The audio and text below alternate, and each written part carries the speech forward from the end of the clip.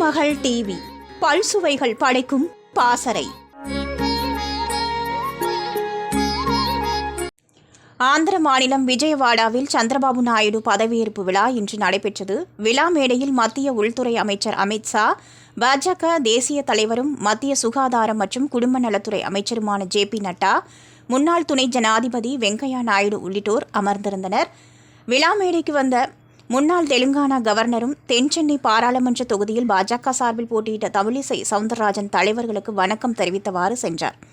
வணக்கம் தெரிவித்துவிட்டு சென்ற தமிழிசை சவுந்தரராஜனை அழைத்து அமித்ஷா பேசும் வீடியோ காட்சிகள் சமூக வலைதளங்களில் வைரலானது.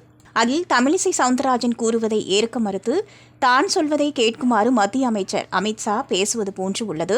தமிழகத்தில் நடந்து முடிந்த பாராளுமன்ற தேர்தலில் அதிமுக கூட்டணி தொடர்பாக மாநில தலைவர் அண்ணாமலைக்கும் தமிழிசை சவுந்தரராஜனுக்கும் பனிப்போர் ஏற்பட்டுள்ளது.